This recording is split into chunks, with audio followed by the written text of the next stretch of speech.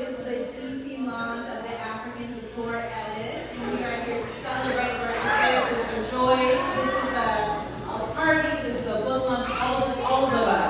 All of the above. How are you feeling? I'm excited. I'm happy to be here, to be home with a lot of friends and family and people that I've known for so many years. College friends here, middle school friends here, probably elementary school as well. So Everyone is so proud of you.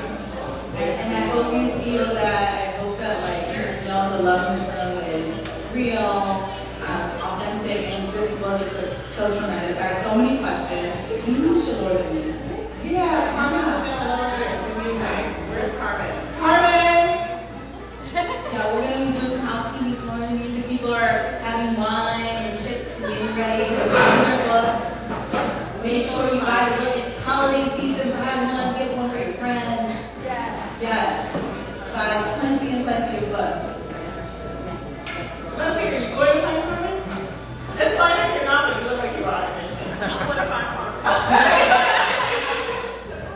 Well, as we're getting settled, I'm going to start off with a really easy question. I think it's easy.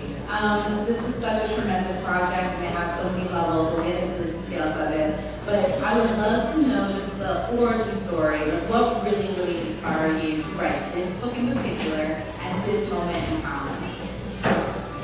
So what inspired me to write the book at this particular moment was actually a culmination of events. I don't think it was any like singular thing. It was a culmination of kind of a lull on one side of my business that allowed me to shift focus to writing, which is always something that I loved to do, but in a smaller format, and increasing frustration with the narratives that were being written about African decor, African people, Africa, and wanting to, reclaim the narrative and share it in a way that I wanted to see it written and to read it myself. And I knew that many of my friends and fans and followers who I've met over the years through Access Studio and various other paths that I've worn also were hungry for it. So that's ultimately what the impetus was for me. So for those that may not know about, I know that we all know, but let's just entertain the folks watching at home. Tell us a little bit more XM Studio. So XM Studio, where did we? I know. I mean, in some way it began with, you could almost say like the blazer that I'm wearing is made by my uncle Alfadi. He's a fashion designer and based in Niger, Niamey and Paris. And he was one of the reasons that I was introduced to elevated African textiles from the time I was, I think, 5 years old. My mother can confirm or deny. I think she might be the fact checker here. And my mother is also, very much a huge part of that as well. She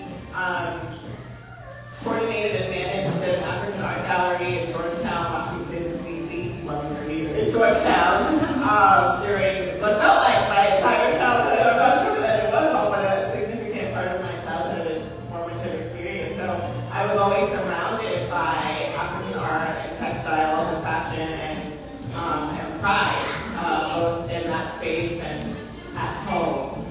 So those are really some of the seeds that were planted early on. Those are the seeds that were planted early on. What I was so taken, there's so many things about this collection that I love. The fact that you went on this very extensive tour, talking with makers, visiting the homeland, making sure that the recognition you deserve was happening, but then also you weave in your personal story. You just mentioned your beautiful mother, your father. Just like this book feels so much of like family, and it also feels like DC. Like we're in the district, we're in DC right now. Right. Can we talk a little bit about that aspect of it too? Just why it was so important for you to have the District of Columbia be represented, your homeland, and your personal story of the collection too. Yeah, absolutely. D.C. So Washington, D.C. is an extremely unique and special place in non-political terms. Being born here and raised here, and specifically as a Black woman, I never ever felt like a minority until maybe like adulthood, and by that time it was already too late for me to associate any stigma with being, a brown, Black, 14-year-old woman in this world. Like, I was already rocking all the things like, I do care and I don't care. And being from this area has everything to do with that because, I grew up with, everybody in my class had a funny name. Everybody's lunch, that they brought to school was from another Everybody was first gen. Everybody was first gen something. And so that was normalized for me at a very early stage. And so by the time it was my turn to step out into the world, I think that's a very powerful tool that I was projecting my worldview with and from. I kind of liken it to, for some students, some friends that I have who went to Howard, and maybe they didn't. She went to Howard. My dad went to Howard, which is how we got here from Germany. He went to Howard Medical School, but for a lot of Black Americans who don't grow up in a place like DC, which is still the Mecca of chocolate city, despite the shifting demographics, they get that experience and that embrace at Howard. And so, growing up in the shadows of Howard is very closely related to it, and going to receptions and events at the Blackboard Center all the time because my mother's college roommate was the director of the Blackboard Center, Auntie Roberta. That's how I grew up. And that was everything. And really what I remember and call upon when I'm moving through the world. I mean, so many of those experiences cemented who you are today and allowed you to usher into the world this book. It's because what I read was just like a fearlessness and this power of wanting to represent Africa in the most beautiful way, and the way you just described it, elevated textiles. I just, when I see my, fabrics, my mom bringing stuff, I don't know if I think about it as elevated or not. Right. It's like, it's beautiful, But the fact that you're bringing a different cultural context to it is just so powerful, and it's important for us to recognize it, but it's also important for the world to recognize it, right? So this book will have a special place on bookshelves and mainstream media. You are definitely changing the conversation. And I really want to ask you, what was the creative process behind the African Decor edit, and did you have a particular vision in mind? Or did it slowly come together as you were, traveling and putting together? Right. So I had a vision in mind. It was a big vision, and I actually pared it down because I wanted to do all of the things.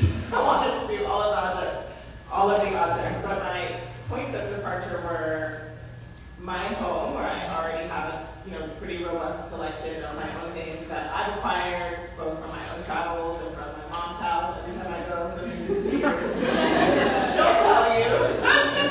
I've gotten better at asking. Just ask now. I've gotten better at asking.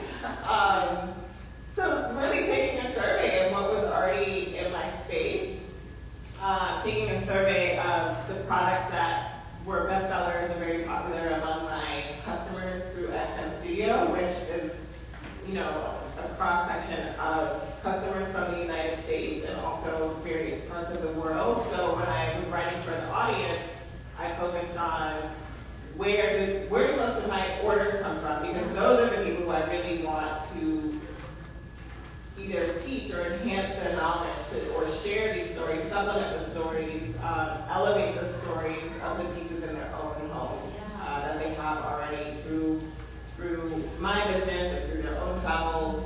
So that's geographically how I approach it, and also from the object standpoint. That as I was traveling and due to logistical constraints at times and page number, word count constraints, did pare it down, but I actually just parked it for another project or another book. But that's ultimately how I funneled and curated the objects and the places, in addition to just wanting to go or revisit some places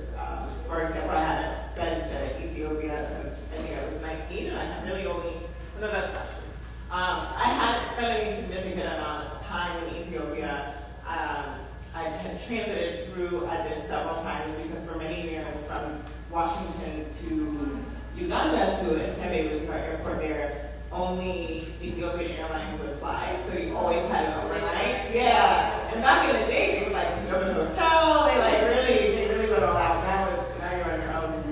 So I had several overnights over the years, but I wanted to go back. And my friend Hannah Getachew, she is the founder of Bowling Road Textiles. I wanted to meet her artisans at the door of her work since she founded her company in 2015. So I basically just charted the path of the friends whose work I wanted to touch in on, countries I wanted to see, and family that I wanted to see around the world. Yeah. So it's a little bit of work and pleasure too, family. Absolutely. Can you talk about what you look for in terms of craftsmanship, cultural authenticity, and style? Because each location that you went to, they were distinctly different, right? And so the one thing to look for the consumer and what is popular, what would you gravitate to, but when you were thinking about the collection, what was it in terms of the style and just the cultural identity that you were trying to express? Yeah, so every object that I selected and created for the book, I wanted it to possess some form of quote-unquote traditional purpose or meaning. So a purpose or meaning and function predates, quote-unquote modernity. So something that had been around for, at least, pre-colonial. I hesitate to even use that distinction. Yeah. But things that were there before anybody else came into the picture. we'll say it that way. So that I can capture some element of, the origin of our story, of our collective story, and respective stories within Africa. I studied art history and I loved that field, but I still feel like there's a lot missing. There has been a lot missing as it relates to just the full picture of what the context and stories were, because there really ever, a lot of information has been lost because African traditions are often oral traditions and we weren't necessarily writing our stories. So I'm okay, I'm gonna write it, and I'm going to share through my perspective, my lived experience, and my own travels, and so that's also what is reflected in this project. So okay, now I want to know when you actually went to these places, because when I was looking at the pictures, everyone looked so joyful and really inviting in the photos, right? But sometimes when you go back home, people are like, what are you doing? There's a little bit of what's going on here. And one of my favorite sections of the books when we went to Morocco, and I think that's a very popular thing. People always know the Moroccan buzz.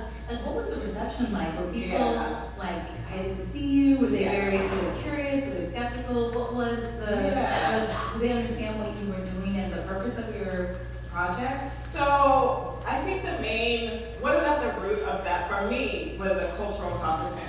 It's a question of cultural competency. And in any place that I went, and just in experiencing this, and prior to the book I had traveled to various countries in Africa for both work and family, and being raised in an African household, there's a way that you conduct yourself. You don't show up to a meeting and you start agenda. First of all, don't show up on time. Don't go to the meeting on time. Right. Bring food. Yeah, so there are certain gestures and ways that you carry yourself when you're in an African space. And in this context, I'm saying Africa. Africa is not a country, but having traveled to I don't know how many countries there are certain themes and customs that I've observed over and over again that are salient throughout the continent. And so I ask people about their family. I tell them about my family. They know all of my business. I'm not just going to sit here and ask you about your child and your dad and your mother, and I'm not telling you about. So I think in one of those pictures in Morocco, I don't know if it was just as I was showing them a picture of my son, but I was like, I'm a mom too, and then I was we had this whole moment where we're showing each other our children on our phone. So you have to really approach it from a human level. Yeah. Because if somebody came up to me off the street, and just started asking me questions, unless it's that humans of New York. I always want to find me. Unless you're that person. But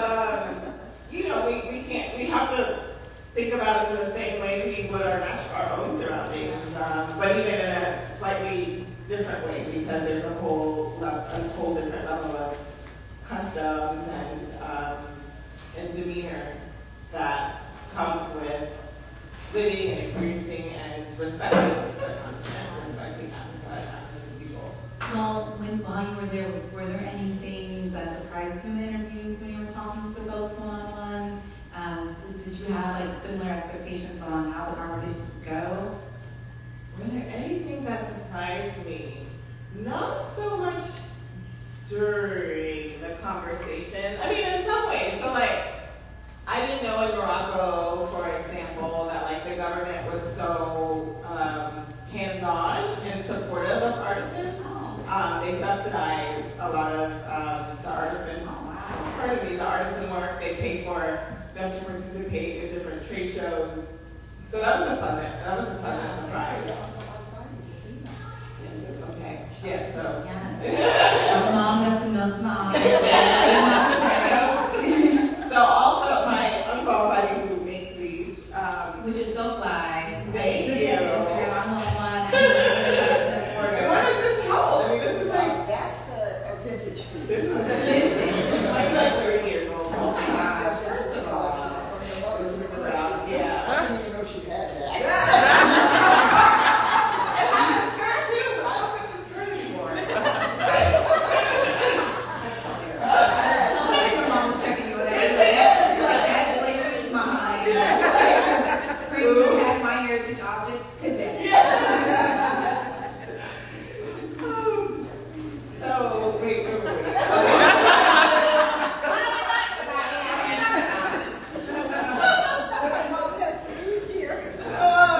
So that was a pleasant surprise.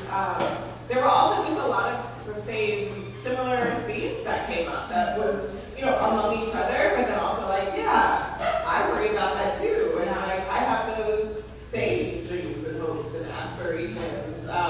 But somehow artisans and or people in Africa are often just like otherized, like, their desires are somehow more extreme or unreasonable than, or so different than what we want in the West. But we all want the same things, Yeah. I believe.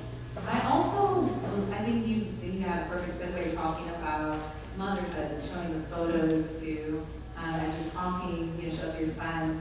And like I couldn't help but think about your experience as a mother as you were putting this together and just like, this book is so meticulous. You can tell you did so much research, you did so many interviews. Putting a book together is hard work. It's like it requires so much of self-discipline. And then on top of that, you have your studio and you have motherhood and all these other incredible things that you do. Yeah.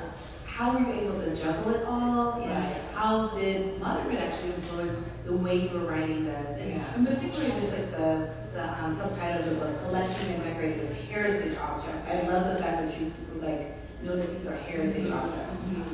So in terms of motherhood has helped me organize. I mean, it definitely helped me organize the book. It probably helped me organize my life.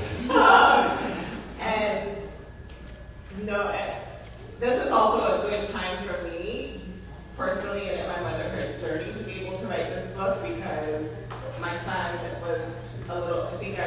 he was 12 or 13 when I started to write this book. And he goes to his dad's family every summer, and then my parents are somewhat retired. Are y'all retired? She's fake retired. But, so, I have a village. And that's also, I'm kind of backtracking, but it also just leads into this part of the story as well. Not so much that I was surprised, but in every single space that I went into, there was some component of intergenerational, there was an intergenerational component in each and every space. And those were like, there's not this very rigid enforced divide between this is the kids' time and this is where they go, and this is what they do, and us parents and adults are over here doing what we do. They were together, the kids were running around, and the judges, grandmother and the judges were keeping tabs on kids, and it just worked. It worked. And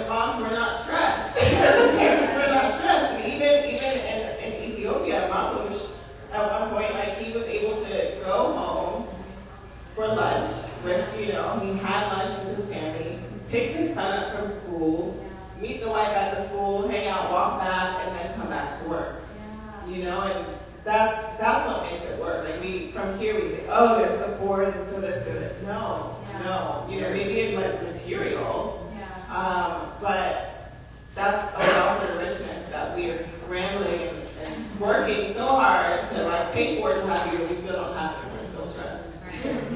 Wow. I mean, with that example, I think it's making me think of misconceptions, right? What are the misconceptions people tend to have when it comes to the artisans, and then on a larger level, just like when it comes to African art, right? Like we had that conversation the other day about how editorial doesn't always do the due diligence they need to do. They're looking at things. How can we change this perspective when it comes to our cultural objects being really, as you said, elevated and respected, and editorial and other parts of museums everywhere, just like across the board. Right.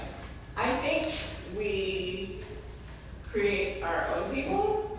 I think it's a mixture of like creating our own tables and, you know, maybe having a toe on the other table, but like just let them know. I have no desire to be in a space where the default assumption is not that I belong there. Like we've done the work. I've done the work. I have the degrees. I speak the languages. I busted my ass. I have the scars to prove it. Like, so. And so, like, Access Studio is me building the table. Like, in part, this book is me building the table. I've had the support and, you know, partnership of an amazing publisher. But, like, my dad is also a published author, and he's self-published. And it took him 25 years to write that book. Was it 25 years? Almost 30. Almost 30 years. My whole life. I'm older than 30 years. It took him decades to write that book, and he's self-published when he wrote it. So it's like, and that's also an approach and a mode that I've learned from both of my parents, because they're entrepreneurial. You know, they've blazed their own trails. They've really defined for themselves what their professions would be. So for me to do that, I just had to look to them and be like, oh, okay, that's what it could look like, because that's actually, and that was not my intention. I actually never set out to be an entrepreneur. I wanted to be like working at the UN or like and architect. I don't know how that was going to be. But I wanted to be an international development architect.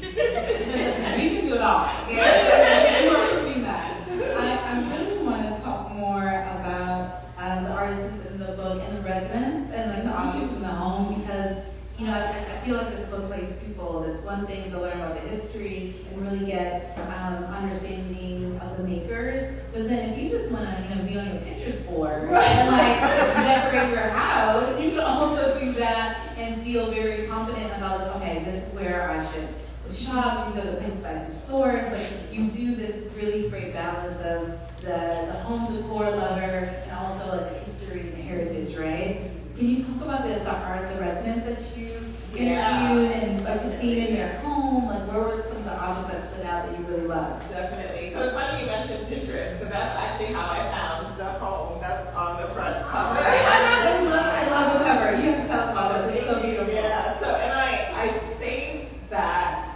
a collection of photos from that home on Pinterest before this book was even an idea. I just manifesting. Yeah. I was going through my camera roll some months ago, and it was saved in like 2020 to 2021. And I had no intentions at the time of writing this book, let alone putting this home on the cover. But something about that home jumped out to me. Say my future husband. I have all kinds of words now. I was like, I'll try to say something.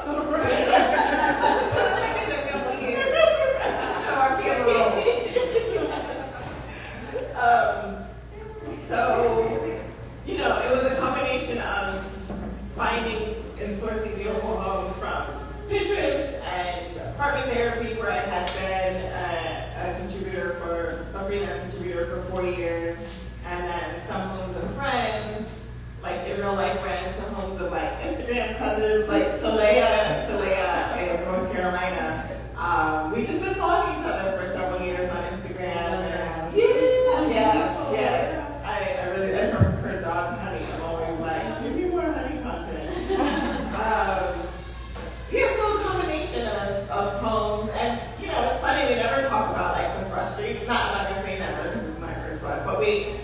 there's a frustrating side too, because of the 10 homes that are in here, there were a lot of rejections.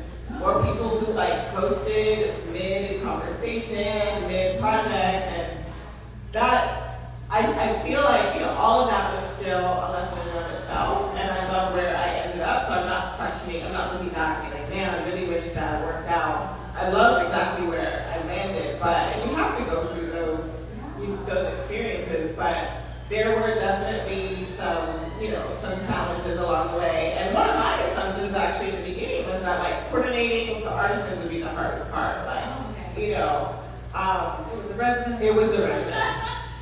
It was the residents. It was not the artisans in 8,000 miles from here. It was the residents right up the street. So, because I think it had a lot to do with like being a married, like we're so busy, we're so this, blah, blah, blah.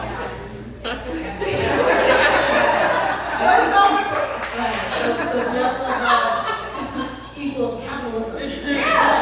Yeah, that's real. That's true. Yeah. Were there particular objects that stood out when you walk into someone's home and you're like, where'd you get that lamp from? Right. Where's this table from? Yeah. Were there because you tell the stories within the essays, and there was one quote that I really adored that talks about just like how the objects tell a story to keep us together. Yes. Yeah. Can you expand about that? Definitely. So one of the objects that I was like, I don't care where you live or what the rest of your house looks like now, but I know you have this object and I want a photo. So Jody Patterson was a neighbor of mine many, many years ago, 10 or so years ago in Bed-Stuy.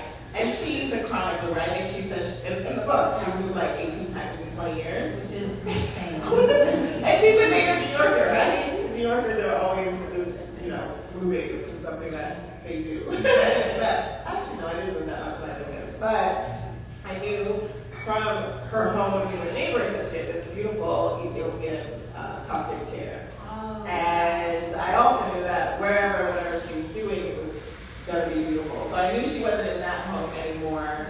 I knew she was still in Brooklyn, and I knew she's an awesome collaborator. And she's also a great writer. I love when Jody writes and when she speaks. And so I reached out to her and I was like, hey Jody, I got a book deal. I'd love to photograph your home. She said, well, I just moved in 2 weeks ago,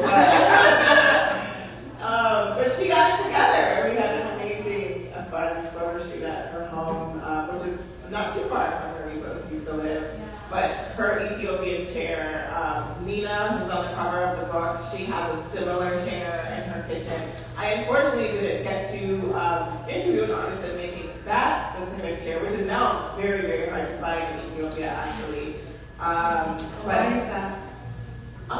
So I think what I was told, and I was there probably like as the war was fighting down in the north, but there were points where in Addis they weren't sure, how close the war was going to come, so they secured the objects that were remaining.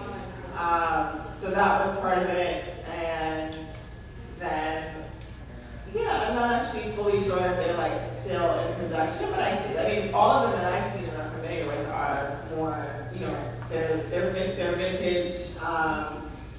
And even though they're more vintage, so I'm not sure that they're still in production so much. But that's a good question. I want to find out now. I'll find out. Yeah, I don't know.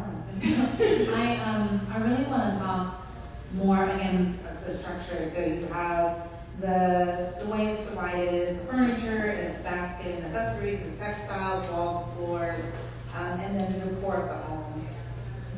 Was this like again part of your vision to divide it up in this way, or how did you decide putting it together? I'm particularly curious because on the other side, I do like literary essays and putting more essays together. So I'm always very mindful of flow and how the reader is experiencing it. Right. And were you going through the same process of thinking, okay, we're going to start with the furniture and then go into this room? Like, what was the impetus of you trying to put it in this order?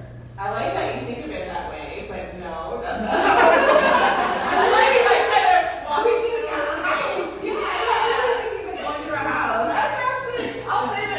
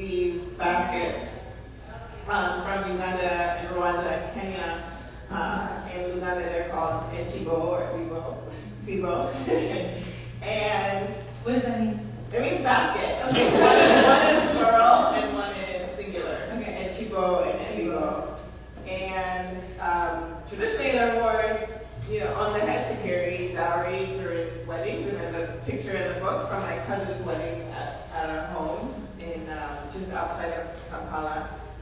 And the way that we use them here, either like on consoles to put our keys in, sunglasses, or on the wall decoratively. So I went back and forth. I don't even remember where this basket ended up in the structure of the book. But a lot of these objects have multiple sections.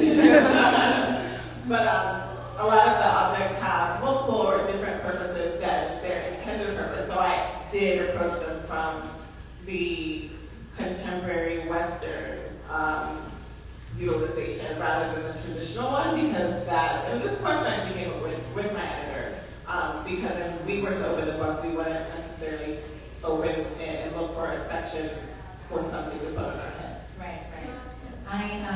It makes me think of another question regarding those of us, like when I opened it, all of this felt very familiar, but also I'm African. So I was like, yes, this makes sense to me. But if someone is new to African Decor, wants to, integrate the looks and the feel, the artwork, the furniture into their home, but also give it a meaningful, beyond just the decor, actually apply meaning to it and enjoy the symbols behind it. Right. How would you recommend they do that? Right. So let's use the basket as another example because it's here. So in terms of decorating with it, you're limited in some sense to what you can do that aligns with the tradition, because in the tradition we're using it as a basket to carry dowry or to deliver the dowry. But you can gift it as a wedding object or as part of a special occasion. So that is already imbuing that tradition into that transaction, and it's inherently becoming more meaningful because you are designating it as a special object in that sense. And then make sure you also share that, the origin story of the object. And in my case, I'm always, in my product tags, for example, on my website descriptions on the listing, the product descriptions on the website, including that story, including a picture of the artisan. And you can't fit everything on a product tag, but to the extent that I can, I distill and include the important information on the product tag. There have been some times where the product tag is falling off, and customers are like, I need the product tag.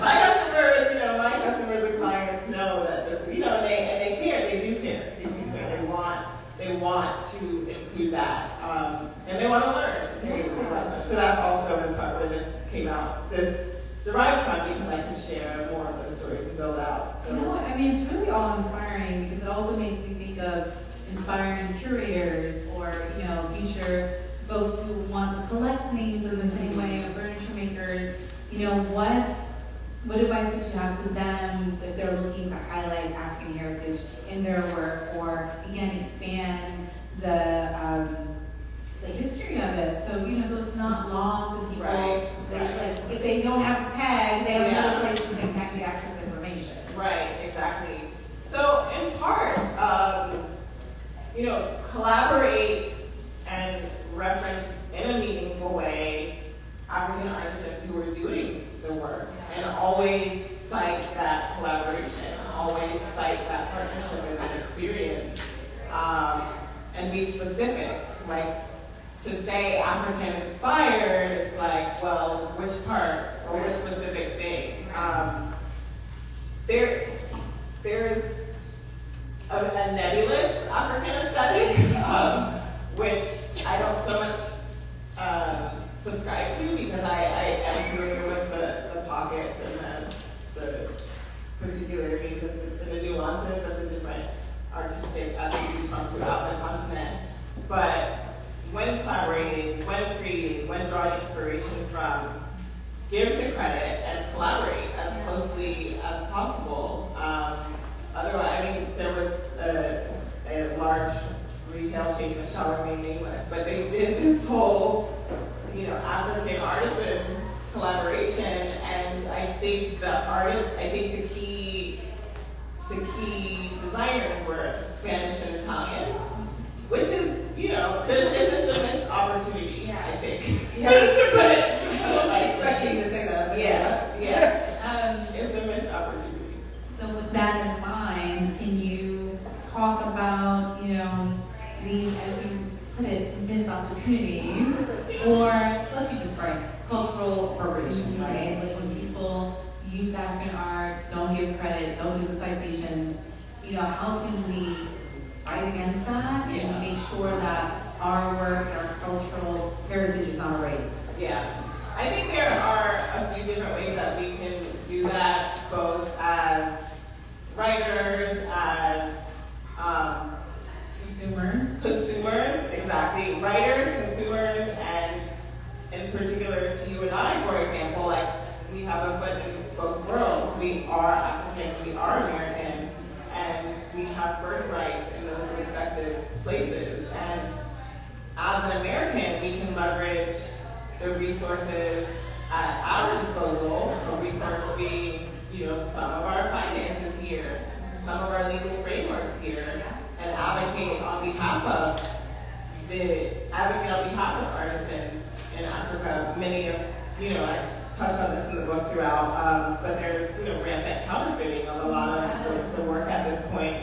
And there is a legal precedent for, including right here in the United States with various native lands and native nations here in the United States, where they've been able to protect their rights through the very own legal frameworks, both U.S.-based and internationally, that we are a party to. So, but nobody is doing that for Africans, which is, no surprise because there's a lack of governance. But we can step in and say, actually, we know how to use these. We have access to these, and we have the good intention of representing these organizations or these artisans in Africa. Can we please start with the Donna must go back? Oh, right. Let's start there. I also want to talk more about the role that storytelling plays in the pieces you create and design, whether it's in your studio or in this book in particular, because you have a natural gift for storytelling. It really felt like we're having a conversation with you as I was reading, and you're talking about your family and mother, and it's like there was such an ease to it. And so how did you cultivate that? Have you always been a storyteller? Do you feel that storytelling comes naturally to you? Yeah. So I think it comes naturally to an extent, but the first person who ever told me that I was a good writer, which actually never occurred to me, was a professor at the University of Maryland, and it was, I think, an African Americans in politics course, and we, had to do a lot of writing, and this was like maybe my sophomore and junior year. And when he handed my paper back to me, he's like, "This is really well written. Like, you're really good at this." And he didn't, he didn't elaborate, but that really stayed with me. And then probably a couple of years, maybe the next year? Yeah, I think it was the next year. So this would have been sophomore year. Then my junior year, I transferred to Catholic University to pursue architecture there. And I wrote an architectural history paper. And for the first time in my life, a professor accused me of plagiarism. Because he said that the paper was so well written, and I must not have written it. I thought and your mother's not honest. I remember that. Yeah. So I was like, well, I'm not good that you're accusing me. And he was like, take this back and cite it. Like, how did you say that sentence? I'm like, where did you get that sentence from? And I was like, I can't cite it in my brain. But you park that. I'm going to go. At the time, it was like the Department of Multicultural Affairs is what DEI was called that. And I went straight to the dean because I was like, F that. Like, I'm not going to be going back and forth with you. Yeah.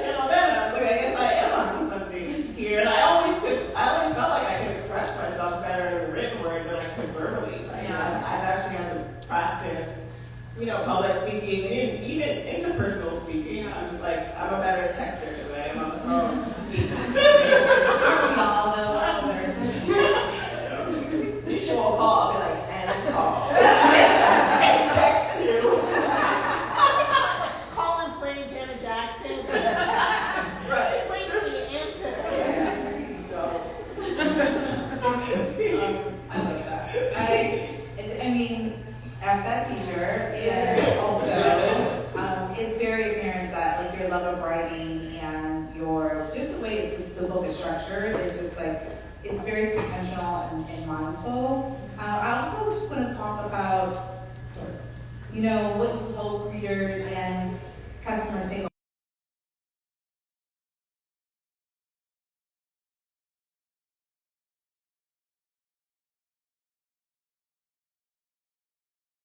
what they take away from it. Yeah.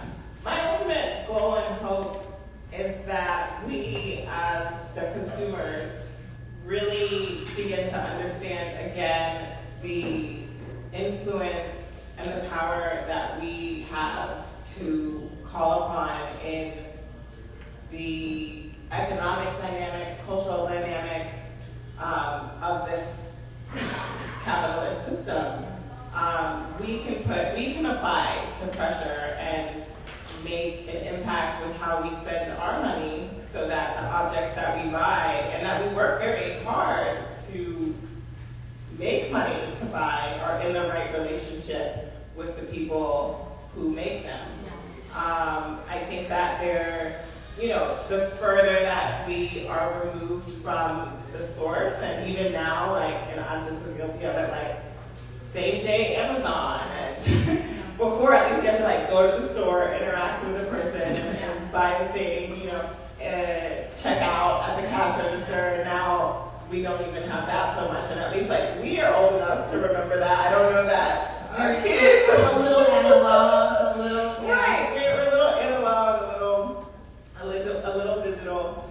But I really want us to understand that we have the power to demand more information, to demand ethical practices, and to also center cultural heritage in that ethical conversation. Because even if you go to a ethical conduct or a fair trade, which is not the golden standard actually of how I think the business can be run at its best, but you won't find a cultural heritage component there. And so I want to insert the cultural heritage component into the ethical conversation, into the ethical framework. And so that's why I just created my own framework, created my own table.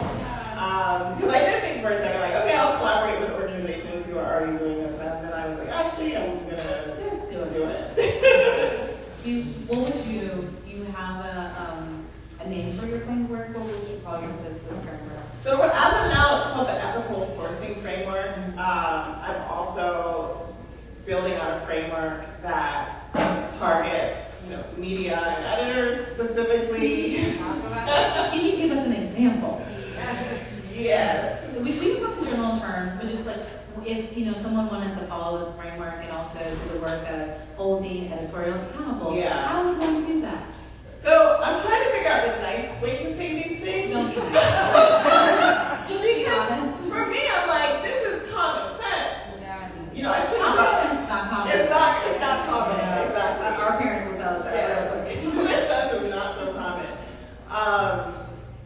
Just treat use the same language or a similar magnitude of language for a European object or person as you would an African object or person or place.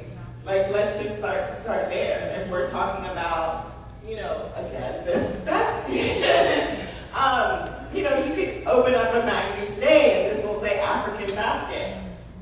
And that's lazy. We know where these come from. You can at least say like East African because I shared very early on in the introduction that even to categorize by country is somewhat, it's not the most effective way of speaking about Africa or countries because the way that our, people have predated the Berlin Conference and predated these nations and geopolitical boundaries. And, the objects don't honor those things. Right? Languages and families don't honor those things because that's not how we self-determined or self-define. So just a level of specificity in the language, in the use of language, and removing this whole like exoticism or even deficit language. Like we're not doing that. We're not doing that. And if it's done, we will correct the narrative. We'll write our own books. Right. We'll write our own books. Yes, so we will write our and purchase plenty of this one. Okay? Please support. Order. We are in a room full of incredible supporters of your work. So if you have a question, please raise your hand and we'll pass around the mic. In the meantime, I was gonna tee that up, but look if you have a question already, should we just jump right in? Is that okay? Yeah. Okay. So we'll have a question, so I'm gonna pass it over. Hi, Misha. Hi. The question I have for you is, what was the most fascinating place, I don't want to say country, because you just talked about that, region or place that you went to that surprised you during this process that maybe before you didn't think was going to be so outstanding or interesting, but it blew you away? Yeah, I'll take this one. And you can. I'll have to say Cameroon, actually. I didn't anticipate.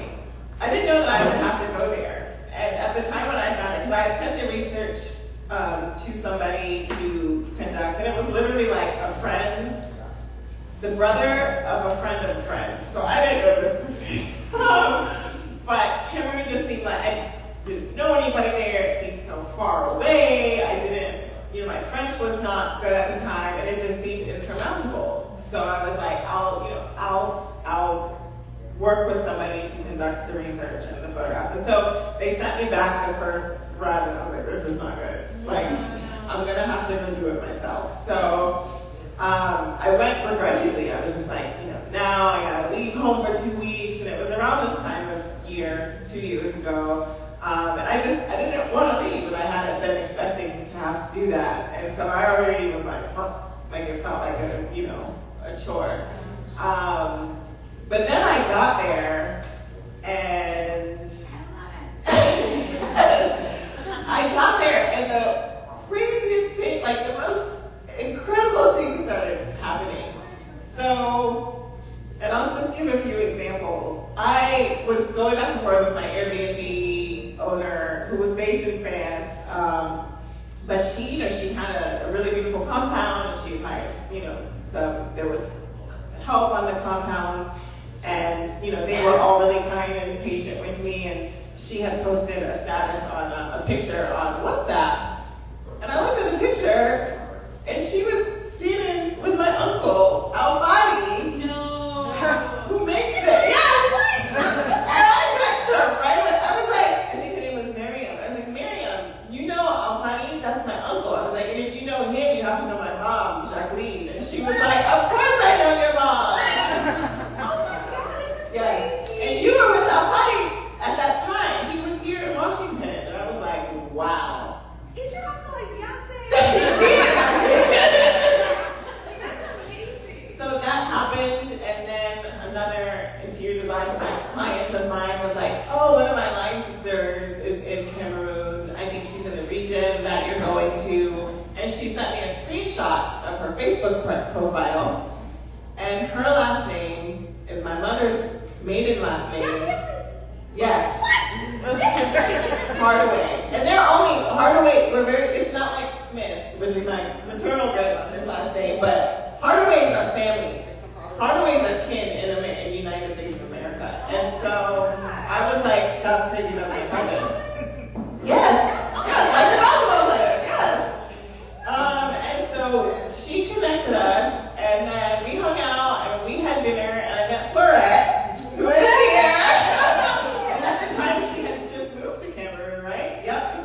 So this was my first time seeing Florette since that dinner in Yaoundé. Wow. 2 years ago. 2 years ago, wow. So those things kept happening in Cameroon. Absolutely. Yeah. So that's it. And there were so many other stories like that along the way. Like the number of friends who ended up in Marrakesh at the same time I was there was also, it was weird. But that was my first trip, so that for me was like, you got this. Like, you're good. You're good. Gosh, I need to find your uncle must have been So does that answer your question, Misha? I think it does. Thank you. It was wonderful. Any more questions? And how are we doing? My cousin Rachel has a question. So, first of all, I'm going to have a personal note. I have known you since I can remember. I was little. And ever since I can remember, you have commanded an energy that has been inspiring. And you've been a role model my entire life. In fact, I know begrudgingly you probably did not want to hang out with the little kids during Thanksgiving. Yeah, yes, I'm sorry. But whenever you left, and I'm sure you were very relieved, all of us would be like, oh my gosh, she's so cool. She's so cool. I want to be just like her. So in that spirit, I am currently doing DEI work at a school in the area that has a history of enslavement. And on a professional sense, one of the first things that I did to curate my office to make it a safe space was to get your materials and your products.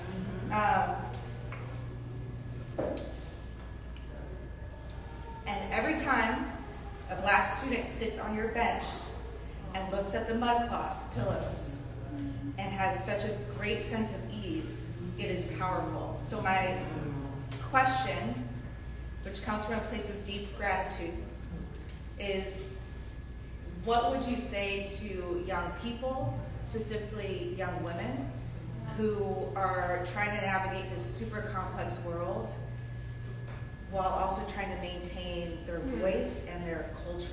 Like, what would be their recommendation? And also for your little cousin who wants to write a book one day. I think we have to, and I'm constantly still doing this, remembering that I already have it all. Either like within me or within my community, my surroundings, and the people that I know and the community that I've cultivated and attracted.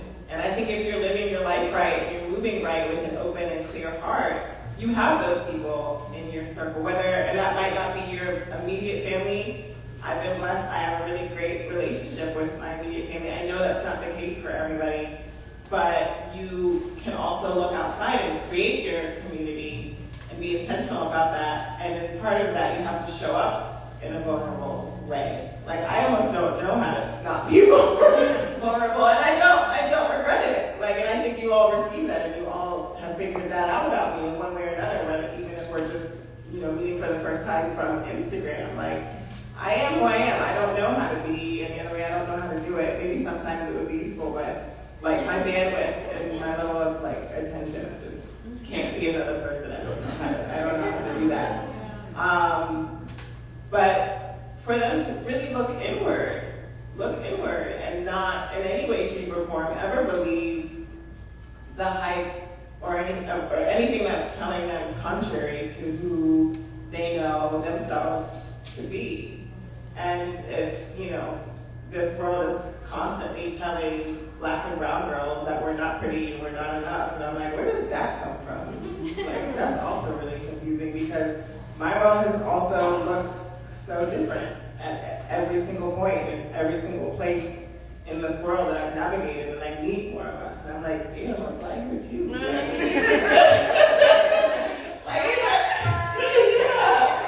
These are big old lies that we're told, and I don't understand why, because they don't actually benefit anybody in the end. There's enough to go around. I think that's the other part, like having that abundance mindset. And I think we also fangirled over Rachel Carmel, Yes, we did. who you put me on the panel with later this month, and I'm going to be on the panel like,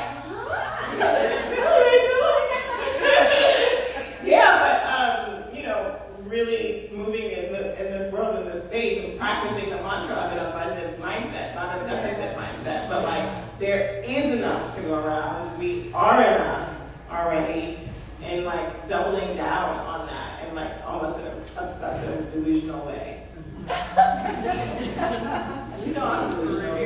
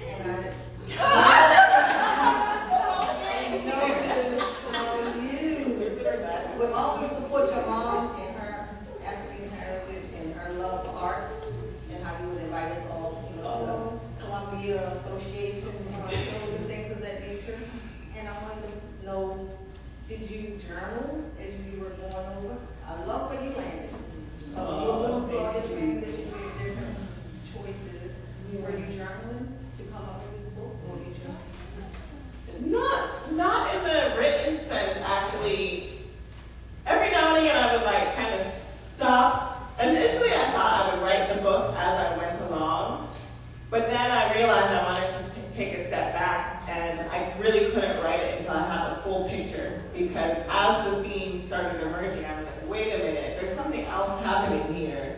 Let me just collect all of the information and then take a look at it from a higher place. And so that's what I ended up having to do. And then I feel like in terms of on the ground, I really utilized photography and videography as my journal. I have a lot of beautiful photographs and just snippets that I continue to go back to. And so I journaled in the visual way.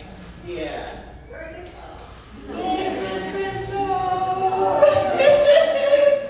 Anybody else? Jen? Senna? Whoever you think. Who's first? Senna, and then Senna will pass it to Jen, and then Jen will pass to me. Hi, Senna.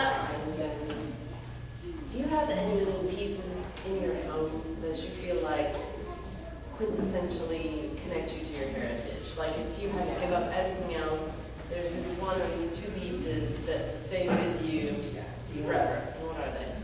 You asked me that the other day. You took my closing question. So she was asking if everything else went away in the home tomorrow, are there one or two pieces that are quintessentially pieces that I love, pieces that reflect, my heritage and what I love? I'll say two pieces. More generally, the baskets again.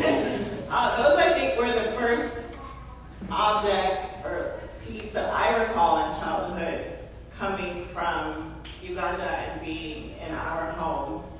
I went to Uganda for the first time when I was 19 years old. But my father went back and forth all the time. And he would bring, he still does. He's there right now. But now I'm like, did you bring me back some liquor? I hope he got that text message. I did.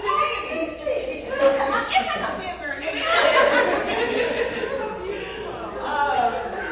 So the baskets, because I remember him bringing them back and just being in awe of these baskets. I'm like, wow, this came from Uganda, this place I've never been, where I have family, where my jaja, my grandmother is. Like, this is so cool. And I always thought that they were beautiful. I always revered them.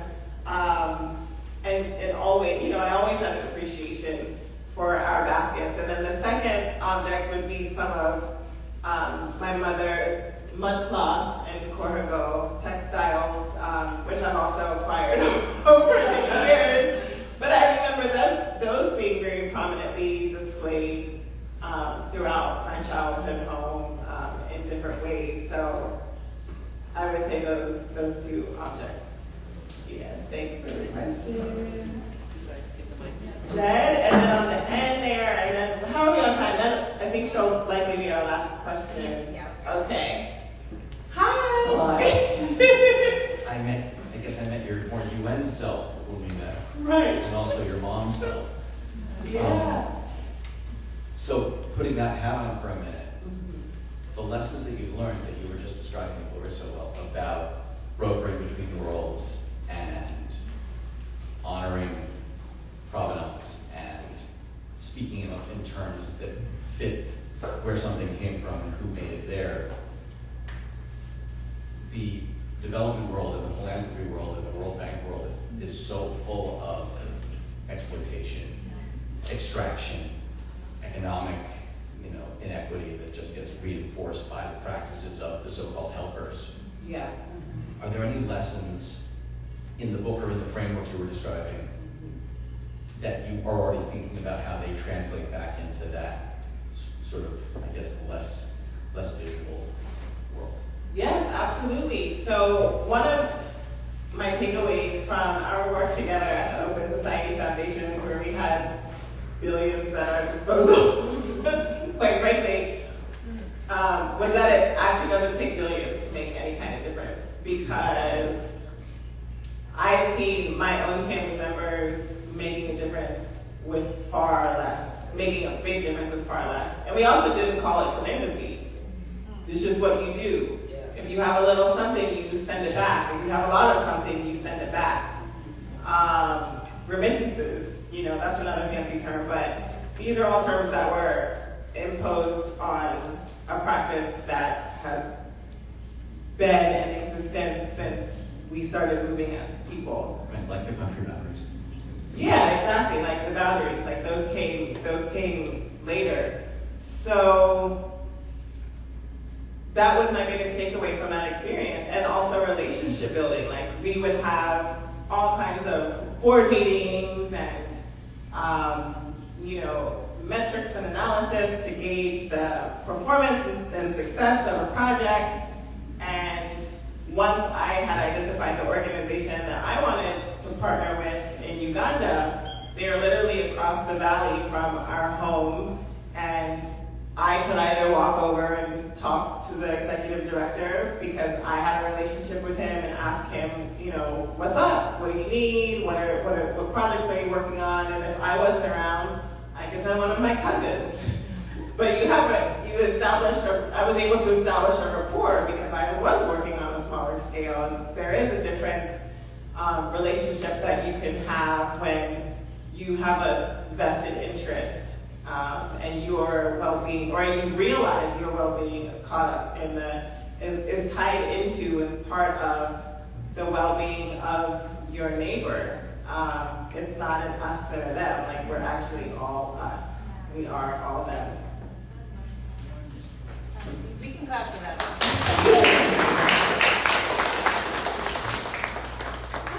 Hello, thanks so much for the enlightening talk and for the book. I was hoping that you could just talk a little bit about conservation of the items and some maybe references or resources for people who are collectors or who are aficionados of the decor, and also how we can kind of pass it on and keep it in the family. I know I'm a collector. I've gotten some things from estate sales maybe that our elders didn't have the resources to know how to take care of properly. It's like, ooh, I get the stain out of this textile, sort of thing. And so there aren't a lot of resources around the conservation part of it. And so I wondered if you encountered any of those in your book and in your reference. That's a great question. I haven't touched on that so much in the book, but even through our own heritage objects in my family, which have been passed down for decades, I think the largest collection, the initial collection, or the current collection of textiles in my family primarily come from my mother's travels in the 60s throughout West Africa, where she spent long periods of time. And as she traveled, she was often gifted, because that's initially too, like what you do with textiles, you would gift a corbeau cloth or a shoke, or it would be given as a gift to an important visitor. So, I mean, in a lot of in a textile context, we can, often look back because they're made with organic materials, at least the original ones were. Sometimes they're household objects that we can use to treat those, to conserve those objects better. And also think about the original ecological context that they come from or environment that they're in. I'm sorry I don't have specifics, but I'm even thinking of one example of a brass mirror that my Auntie Nene in Ghana has, and she's in the book, and the mirror had started to turn, and she literally took a lime and sand. In this case, it was sand. We were just sitting there, and she was like, "Oh, somebody gave us a lime," and we were already sitting by sand because her home is on the beach, and she dabbed it into the sand, and then started rubbing around the frame, and it completely came back. And I was like, and actually, that almost inspired a whole. I started taking notes, and I'm like, I want to book on just these things because that's a whole other field of study. So it wasn't this toxic abrasive. It was a lime and completely transformed the mirror back, brought it back. So there's more research to be done there, but I appreciate that question, and I have the same question. Thank you. Well, again, we have so many people in here that love you and want to support you. Can you tell us not what's next, because you just wrote this book, you can take a break. But, how we can continue to support you, what you want readers to know, your followers, your supporters, like how can we just love on you? Like, let us know. Just tell everybody, like if you like the book, if you didn't like the book, you don't have to tell anybody. But if there's something about it that you find, really cool, and you think that you know somebody or know somebody who would also be interested, like word of mouth is really among each other. Like that's really again how and where we can harness our power. Like that's what brought you all here into this room. Like I'm convinced. I know all of you, either like first degree, immediate family, or like second degree. And so I really appreciate you being here. So yeah, just continue to tell everybody and think about buy the book. And really think about who and who's making not just the African objects that you're bringing into your home, but the objects from everywhere, and the relationship that your money and your hard work is having to their hard work as well.